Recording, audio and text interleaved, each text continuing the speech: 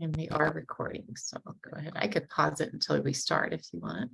Quickly from the last session. That was fantastic, but such a whirlwind. I've got my brain is just buzzing and I'm trying to shift over. I know. It's tricky. I always get so much though out of this conference. So thank you for putting it on. We really appreciate it. Thanks, Sumita. I'm glad. I know I feel the same. I wish we had so much more time to just sit and reflect and think, but time is always that limiting factor. Exactly.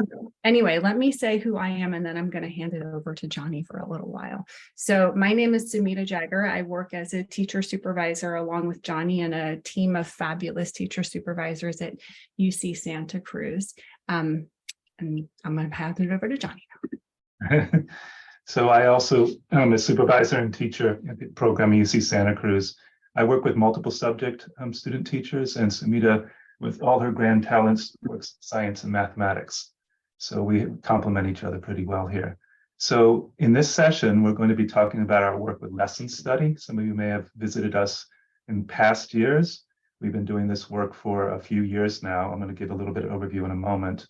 If we could go to the next slide, please, Sumita. So today, as we go through this, please hold on to this because we'll be circling back to this at the end of the session.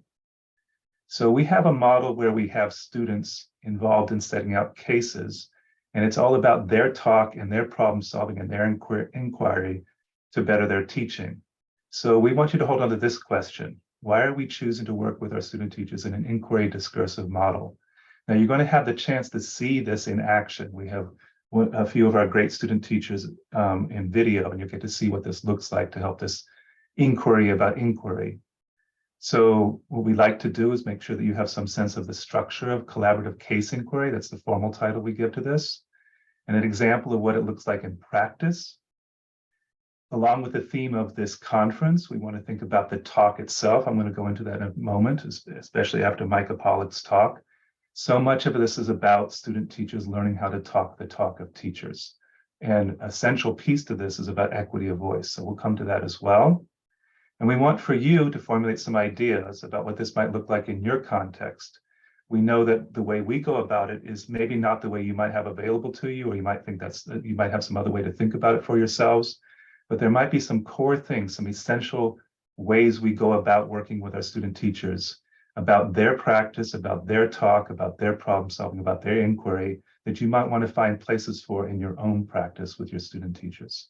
So next slide, please. And this is where I'm going to connect with Micah Pollock's talk. Central to our work in this collaborative case inquiry or lesson study is collegial conversation. Essentially, our student teachers are learning how to talk like teachers.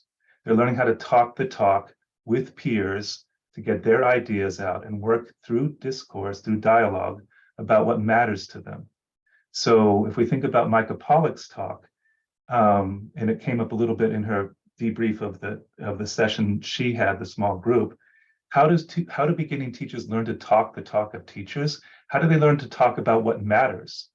And if we think about Micah's talk, so much of what they learn to talk about is what other teachers, practicing teachers, decide for them. So in our practice here, student teachers are learning to own the talk for themselves, to talk about the things that matter to them, their own practice. And we hope that's a good start for them, so they don't just necessarily become enculturated to certain kinds of talk in classrooms that are not about equity, not about other things that matter, that they only talk about the things that, what are we doing next tomorrow and what's the next test, all that kind of necessary talk, but the talk that pushes out all the things that Micah was suggesting we might consider. So we think that this work promotes that kind of talk. So there's three kinds of talk that you'll notice today. And we want to have incorporated in our own talk when we go to our breakout rooms. Try to think about these three frames of talk for your own contributions. And we do this with our student teachers when we do our lesson study. We focus on talk that affirms, talk that acknowledges the worth of another's contribution and builds on what has been said. We have talk that connects one's ideas or experience to something that has been shared. And then lastly, and not first, talk that suggests, talk that gives possible direction in ways that may not have yet been considered, and this is the important part, couched in good intention for everyone. We know that when we look at others' teaching, sometimes we want to make that teaching better, we want to fix it. But all of this is about collegial consideration of making teaching better for everyone. So the last one is just a piece of it.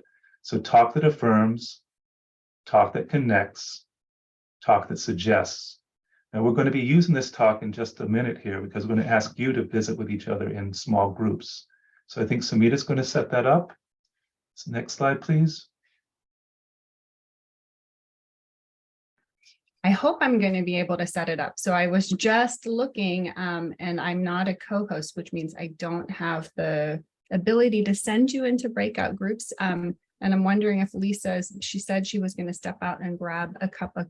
No, that was somebody else. Yes, let me make sure you are a co-host here. So, Sumita, yeah. So what we'd like to do, we're going to put you into groups of 4 in breakout rooms. We're just going to give you 4 minutes, a very short amount of time, just to introduce yourselves. We're going to send you back into those same groups a couple more times today. So our main idea right now is just to get you beginning to talk with each other, and having an ability to have a nice working time with each other today. I'm going to go ahead and make the breakout rooms because I'm not finding the right button. So is that okay? 4 to 5 people, about right, Sumita? Yes, please. Thank you, Lisa. So there'll be 9 breakout rooms. Yep.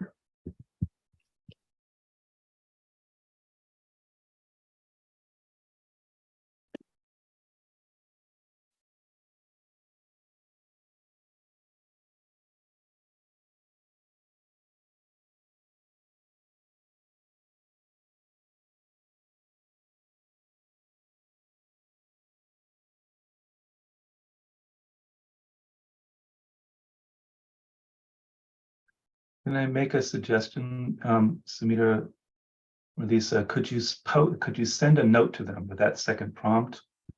Where are the opportunities for rich talk in your? I can do that. Yeah, thank you.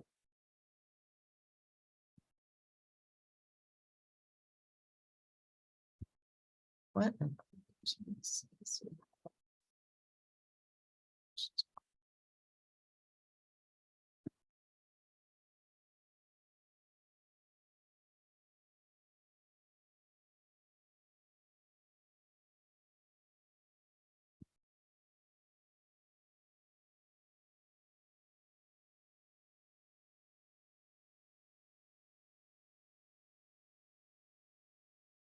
Those of you that I think are arriving just now, we're just in small groups, introducing ourselves to each other for work that we're going to do together later.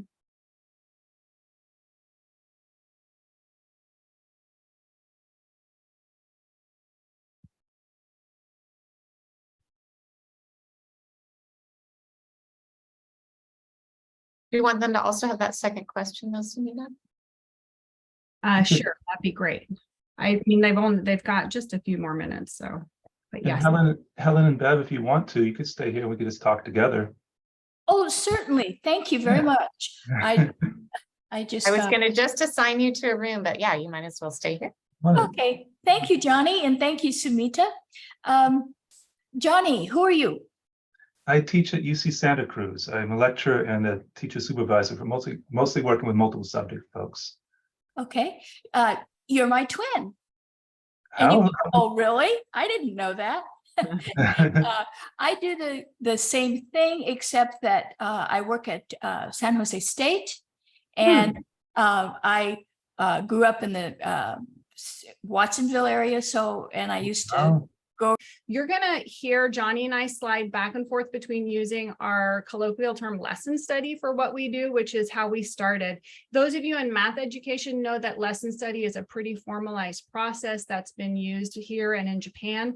And we sort of adopted it from them, but we're trying to shift over to using collaborative case inquiry because it's not the same thing, and we want to make sure that people aren't confused, but we're still working on our shift to that together. So quick brief overview, because you're going to see it in video and in action. What we do in a collaborative case inquiry is we bring together a small group of student teachers, about 6 to 8, and they take turns presenting Our sessions run for an hour and 2 present every time that we meet. So they present a few times a quarter all throughout the whole year. The presenter prepares in advance and describes their case of teaching to us. So they will have done some prep work. And they talk to us about their strengths and their areas of challenge. And then they set out questions that they would like us to consider, the things that they're thinking about right in this moment. After that, we really spend some time making sure that the peers have an opportunity to connect their experiences, to affirm the experiences of the student teacher. And then once that's done, once we've built that, then they brainstorm what might be some approaches towards answering the question or towards addressing this problem of teaching that the student teacher has set out.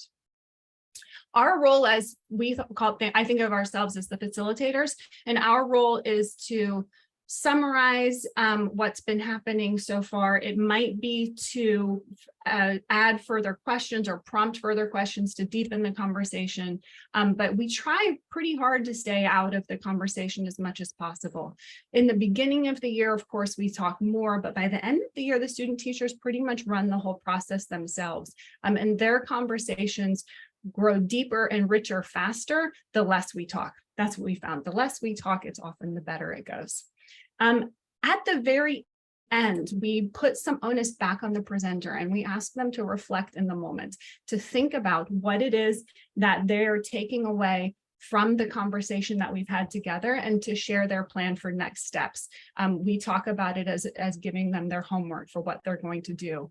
And this protocol is in a circle because what happens is when they come back a week later, we'll ask them to share, did you try anything from our conversation last week and how did that go? So it's a cyclical process throughout the year.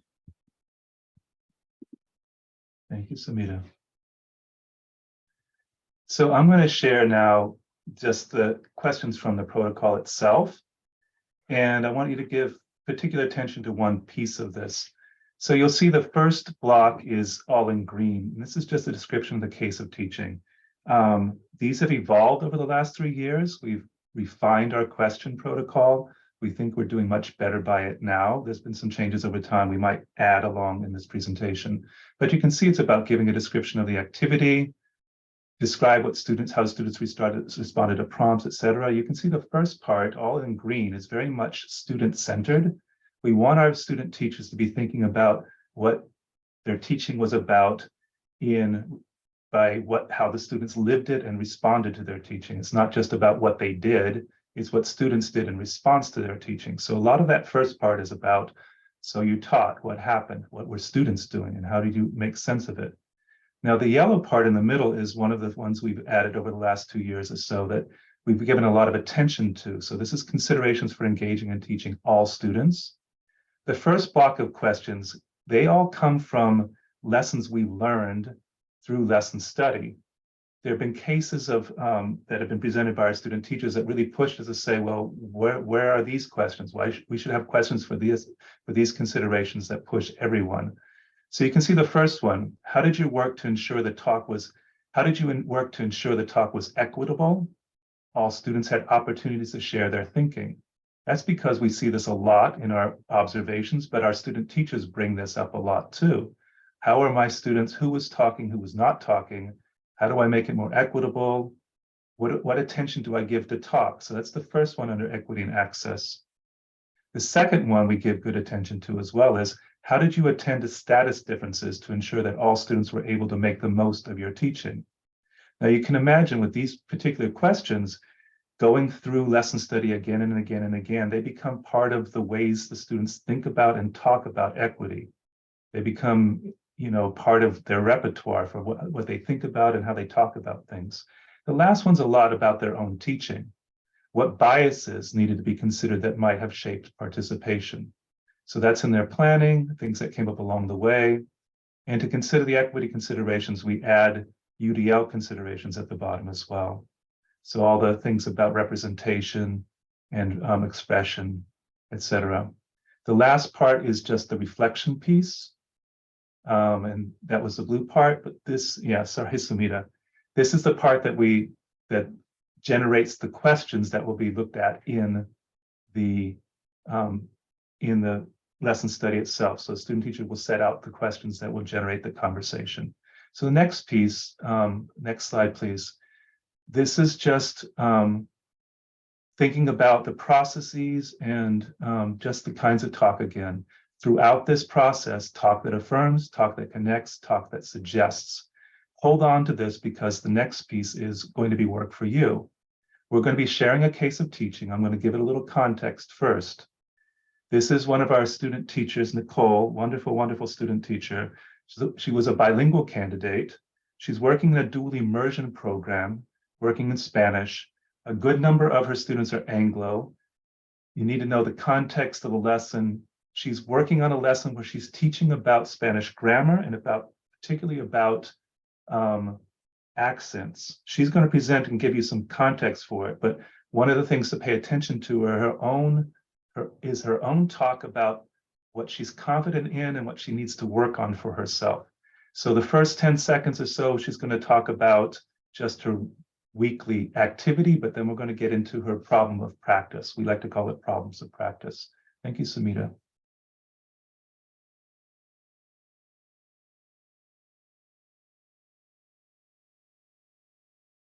You need to share sound as well, Sumita? Thank you. I thought I had done that.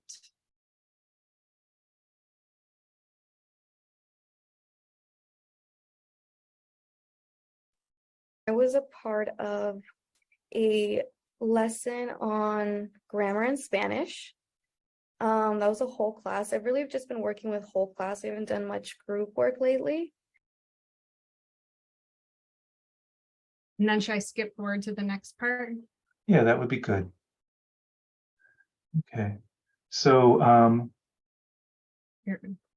yeah, she's going to share her question, and we're going to watch just for a minute or so, a minute, 2 minutes. This lesson stood out to me because it took longer than I anticipated, even though I had paced it out in my lesson plan, and I felt pretty prepared to teach it.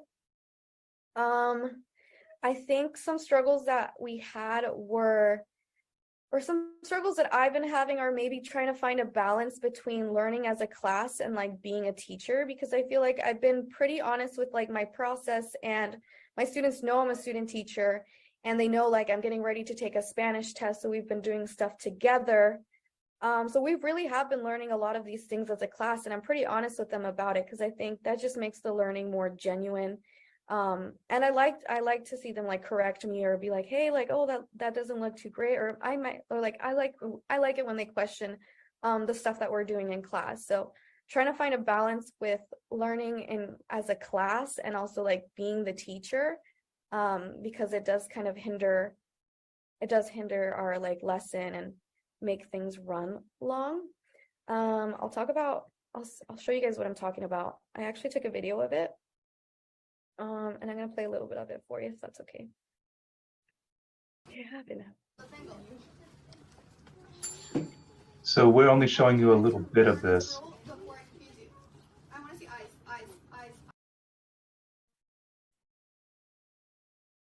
Okay. I'm sorry, Johnnie. Were we going to share more, or was that we just wanted to know that we shared the video? That's all. I'm sorry to interrupt. No, I couldn't remember that. Keep going. Okay. Yeah. So here you could see me. I first started, I kind of like stuck to my ground. I'm like, no, like this is the rule. But we were looking at a part where it was like, what's the exception to the rule? And I didn't get to finish the whole sentence. And one of my students kind of pointed that out when like I didn't get to finish. And I was talking about the exception. So she got really confused. And then it made me really confused. And I like started to second guess whether or not I had written the template correctly. So I'm like, you know what? I did make a mistake. Let's put a no here. And then like I kept reading and I'm like, no, wait, I'm talking about the exception.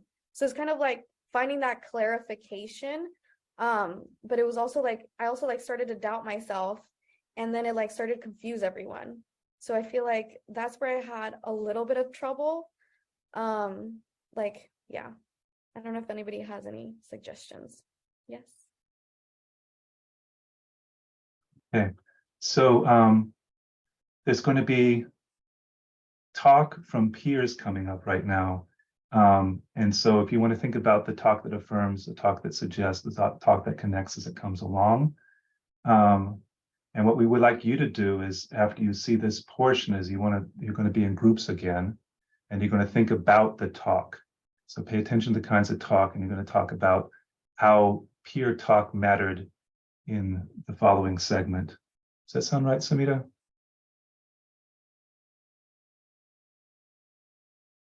Johnnie?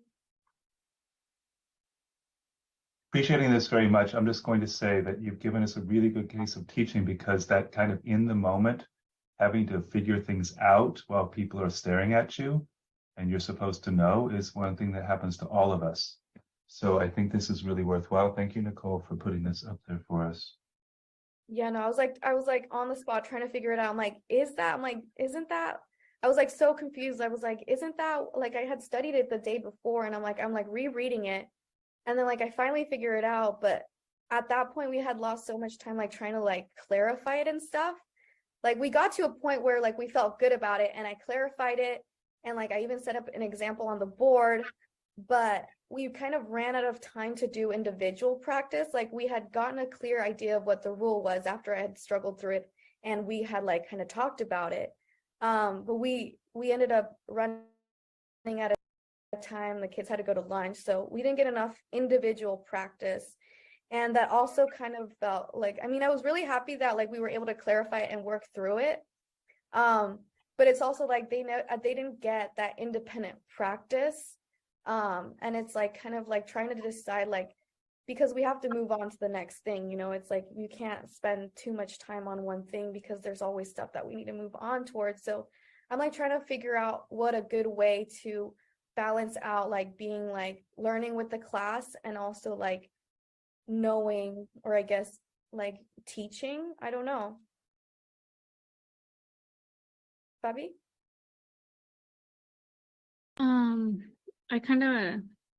I feel like what I was thinking was on the same route of what Johnnie was saying, is that it's so real on how that happens to you. And I feel like it was such a good thing that you were open to letting them know that you had a mistake, or at least thought you had a mistake. Because that just shows them that like we can just fix it. Like all you had to do was change it to no, and that would have solved whatever confusion that there was. And I think it's really hard, especially since we're still like making our way into doing this completely independently, is just be generous with yourself. And like, if you need time to think about it, that's okay. Like they're learning, and it's better for them to learn it properly than for you to just be like, yeah, this is it, and then just keep going with it. Because then if you have to go back, it's going to confuse them even more, and it'll confuse you even more. So I think just give yourself that grace también and take that time. But also another thing I wanted to ask, because I mean, my default is also straight to English. If I'm confused or like whatever, I was trying to do my lessons in Spanish the other time, and I feel like naturally I would just go back to English. Have you tried like only talking to them in Spanish during the entire lesson and like not letting them talk to you in English? Well, here's the thing. Okay.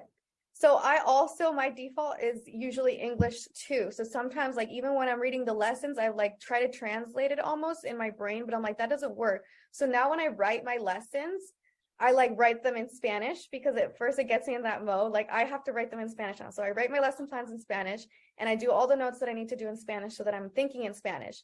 And I always encourage the kids, I'm like, okay, it's like a little switch in your head. I'm like, turn on your Spanish brain.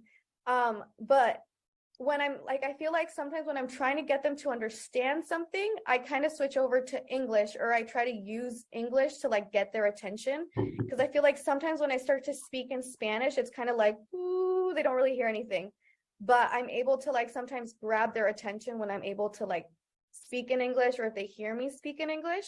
So I'm also trying to find that balance too, because I want to model like, this is Spanish time, this is when we speak Spanish.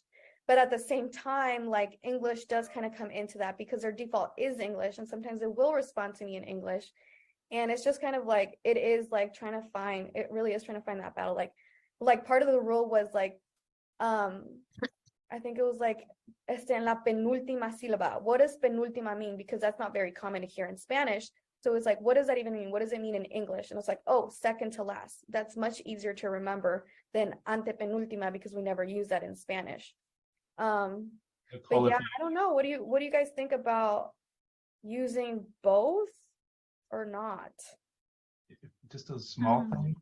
Just that use of penultimate. I mean, there's the same word in English, but the English speakers wouldn't have known that word. Penultimate is an English word too. So that, you know, you've got double layers going on there. It's a very, very sophisticated word in either Spanish or English. So it was going to catch anybody that way. But it's an interesting word. I'm sorry, other people have things to say. I'm just writing stuff. That's good. Thank you. Mayan, what do you think? Hey, Nicole. How's it going? I think that, yeah, it's very challenging because for me, I have the same problem when I'm teaching them in Spanish. So something that I feel has helped me is kind of like before I start the lesson, telling them, okay, we're gonna take off your English hats and put on your Spanish hats. Y vamos a empezar a hablar en español. And so that kind of sets them off to like know that they should practice their Spanish. And it's going to be normal that they're going to want to go back to speaking English because that's what they're like used to. So Johnnie, do you think that's enough, or would you like to watch a little more? That's a good place to stop for now. So we're going to be moving you into breakout rooms. What we would like you to do, we're going to go to the breakout rooms we started with at the beginning. We want you to pay attention to thinking about the kinds of talk that just happened. Sumita's going to be sharing with you this. Sumita, will you talk them through this, please? I'm sorry, I'm a little lost. Yes, absolutely. So what we'd like you to do is we're going to put you into your same breakout groups for about 10 minutes. When you go into your breakout group, you know how it tells you at the top what group you're on. That's going to be the same as your Jamboard group. So what we've done is put group 1 on slide 1 and group 2 on slide 2. Can you give me a thumbs up if you feel like you've done Jamboards before, you're familiar with them? Okay, great. Thank you. There'll be at least somebody in each one. And then what we'd like you to do is have a conversation and post your notes about where do you see examples of the kinds of talk that we've been sharing with you, and how did the talk move the thinking of the student teachers as they engaged in this. I see 2 people with hands raised, and I asked for a thumbs up, but do you have a question, Michelle or Rebecca? Or it's just a thumbs up? Okay, thank you. All right, so Lisa, if you don't mind opening those sessions again, we're going to give you just under 10 minutes, I think. Thanks, I just opened. 10 minutes, okay.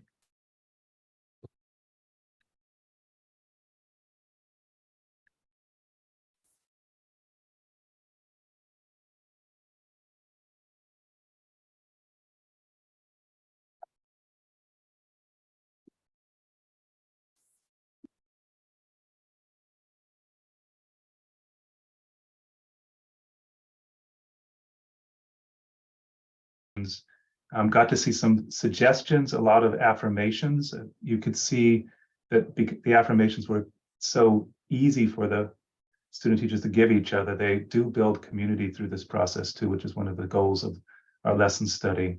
I wanted to respond to one prompt here in the yellow, so I really appreciate this one.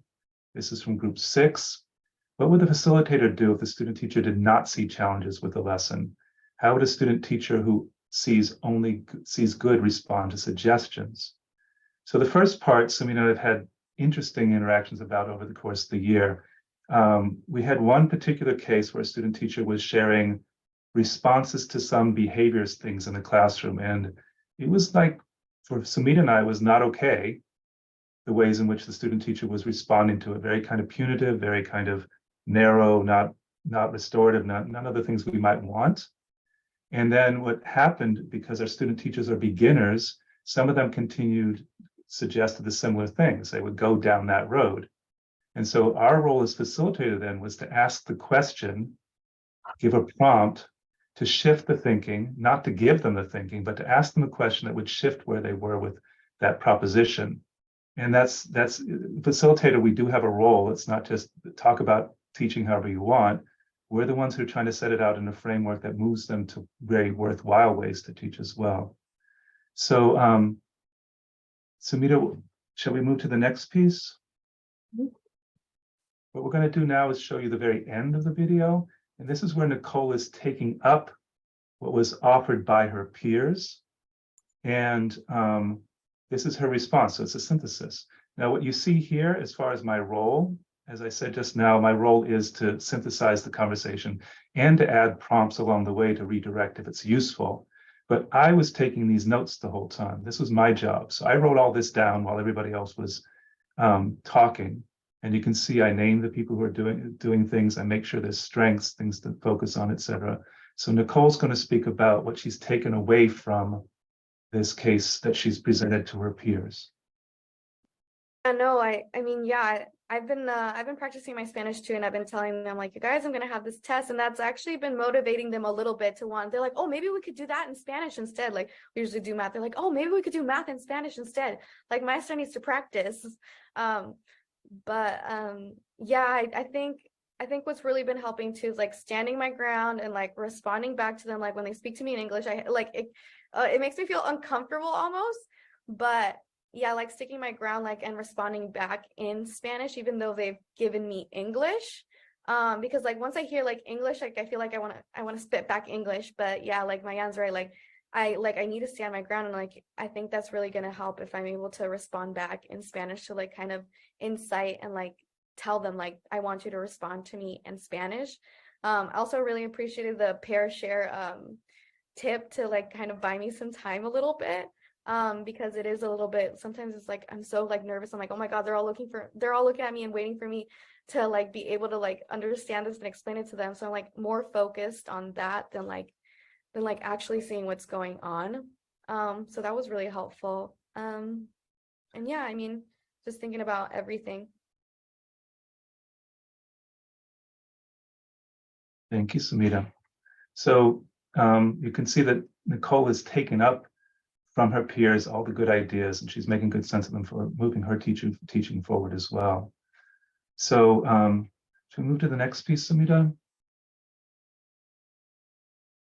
Yes. So what we're going to do now is put you into breakout rooms again. And what we'd like you to do is think through, what did you see in this video? We know we've spent a reasonable amount of time in our session on this video. We wanted you to see the sort of like the messiness of it all. But our opening question was, why are we doing it this way? What is the good of interacting with our student teachers this way? And so we'd like you to shift through to the next section on the Jamboard. It's down there in slides 11 and on. So that's where it starts again. And we'd like you to have a brief conversation about what are you taking away from this case of student-teacher inquiry, and what are some of the benefits that you see. And we're going to give you about 6 minutes. So we're sorry about the technology issues before, but thank you. And thank you, Lisa, for opening those groups. So I think you're probably, yeah.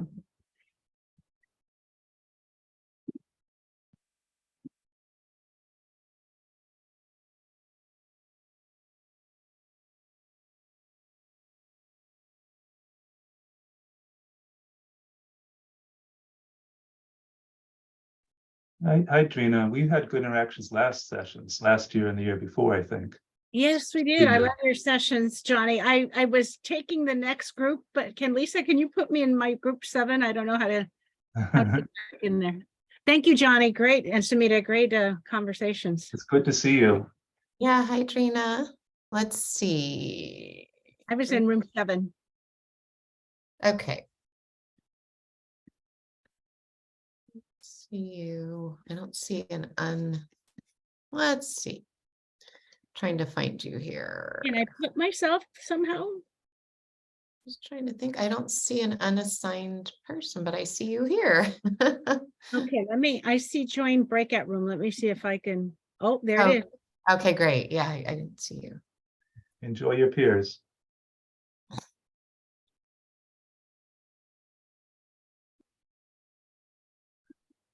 I think we're doing okay, Sumita. It's not going, we're not jamming it too. We're not smashing it all together. This is a good way to pull it together at the end. It says room 3 asked for help. Okay, do you want to put me in that Yeah, room? let me put you in room 3. Oh, I probably should have given them the link to the Jamboard again. Oh yeah, that's a good idea. Sumita, where are you?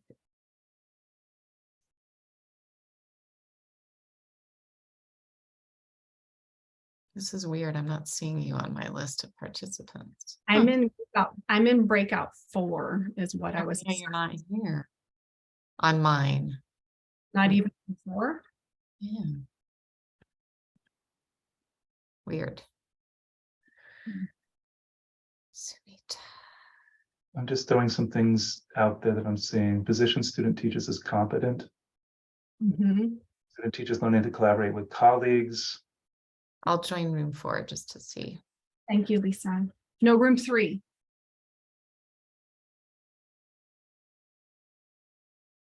Yes, really like group 2s. See some good things on group 2. Yeah.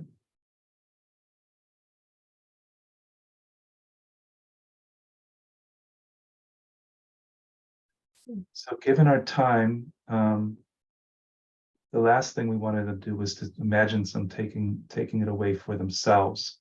Mhm. To have space for that, what do you think? Well, when I was put into a breakout group, the people in the breakout group that I dropped into, they were having a conversation about how contexts are different in different places.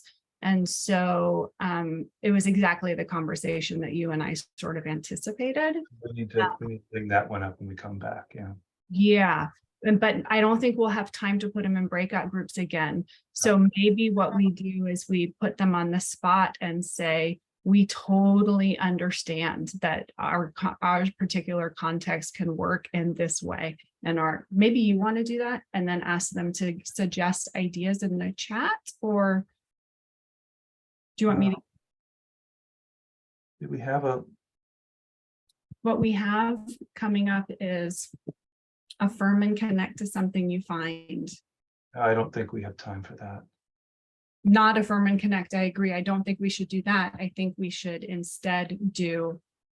So it's right here. If you have time, what might you take? So that's the part that we want to hit right now, right? When they come back. Which one are you looking at? Oh, the bottom one, if you have time. Okay. I'm fine with that. Okay, I'll do it because I'll be talking. Okay. And I'm going to ask them I'm sorry, Sumita. Yeah. A suggestion. Yes, please. Be to take 2 or 3 of these things to amplify some of the things that you've already said, like you saw something on group 2s. Yes, I'm just reading them right now to find the ones I wanted to talk about. Yeah, this is like, what is the 5 steps, whatever. Yes. So, but that thing about centering the students as the ones who consider their work and work it through. Anyways, you'll figure it out. You know what you'll know which ones to do. Yeah, but now I need Lisa to come back and close the breakout groups. I like this. Good, perfect timing, Lisa. Can you start that 1-minute closure of the breakout? Yes. I'm liking. It was interesting. They just couldn't have they didn't have access to the Jamboard, and I gave it to them at the last minute, so they're probably going to be a little. Yeah. Here's a little gift. The thought process and depth of conversation is deeper because of the interaction of the students and collaborative approach. Which one are you on, please? 5. There's some really good stuff here. Yes. This is good. I'm feeling like we did okay, Sumita. Mm-hmm. Oh yeah, definitely. Just having students give feedback to each other, I think, is in that specific targeted way. Can we also push Sumita the idea that it's their inquiry, it's their choice, and that's, you decide. That's all good.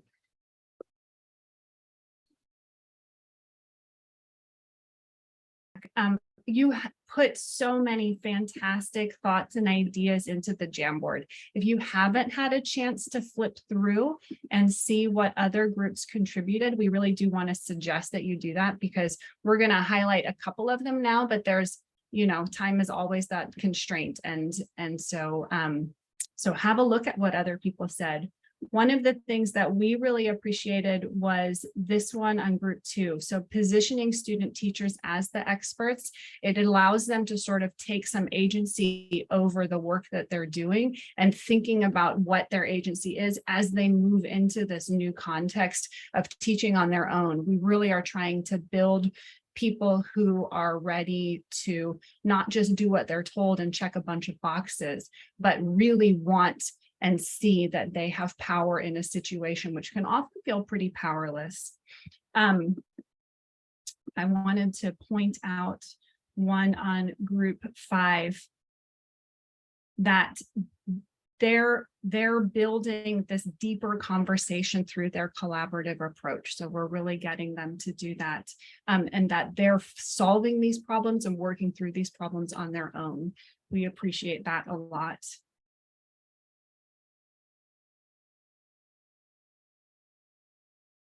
We also really see that there's value in the student teachers bringing their own problems of practice to us. So it's their inquiry and their problems that we're working to solve. Thank you, Lisa, for adding something in the chat for us. So we have a pretty short amount of time left. And one of the things that Johnnie and I talked a lot about as we were preparing for this is recognizing that we're in our own specific context. We have these specific roles that we fulfill at UC Santa Cruz, which enable us to do this work in this way. And we absolutely get that this process is not necessarily available to everybody else, or wouldn't even be the right fit for you in your context.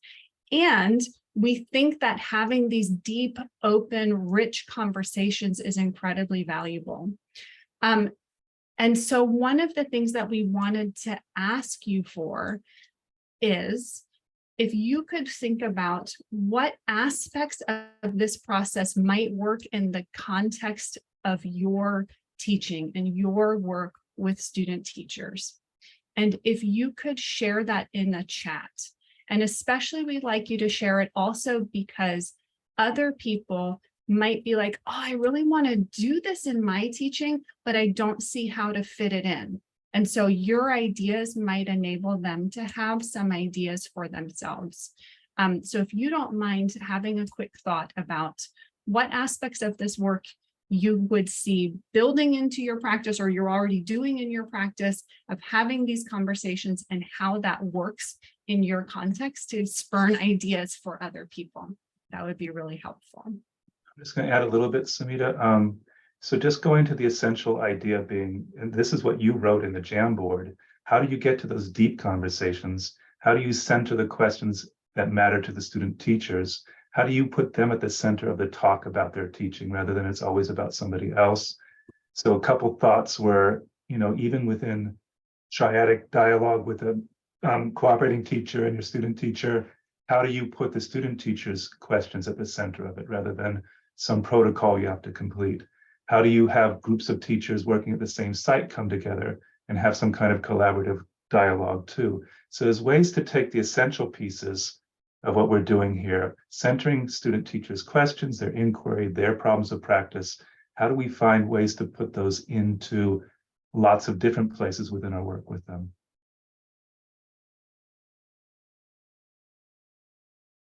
Liking what people are writing. The other thing to put out there is that we've been doing this for a couple of years. We know that a couple institutions are already doing forms of this. State schools and another UC have been doing this kind of activity. They're doing it in ways that matter to them, that fit their context. And so they started with ideas that we set out. We're grateful for that, but they're making it work for them. We want to be clear that we're available. If you wanted us to come visit, or you wanted some virtual meeting, your institution just wanted to connect with us and say, we're thinking about this, Sumita and Johnnie, let's think about this together. It doesn't have to be this form, but at the heart of it all, we are as much as we talk to our student teachers about student-centered instruction, we're having student teacher-centered instruction doing this way. We're centering what they care about, what matters to them, all the things we keep pushing out for them to consider for their own work with students. We're doing this for our student teachers too. This is about you and the things that you consider for your teaching. And that's why we've been doing this. And we've gotten so much good work out of it over the last couple of years. I feel like I also want to add that the experience has been so powerful working with our student teachers that we brought it into our supervision small groups. And we do this exact same sort of process when we meet with our group of supervision of teacher supervisors once a month. And it's so valuable, and I've learned so much. It is now 11:01. Thank you for the comments that you've made in the chat. Do take a chance to read through them to see what might be helpful to you as you're thinking about moving forward from this, and really do reach out to us. We want to continue talking and building and working together. Thank you for coming to our session. Lisa has also put in the chat the links for the next sessions, which start at 11:10. So you get a short break then to do that. I'm actually going to stick around and keep reading the chats a little bit. Yeah, good idea. Thank you so Thank much, you. Johnnie. That was wonderful. Thank you all. I'm here for a short conversation too, if anybody wants to say a few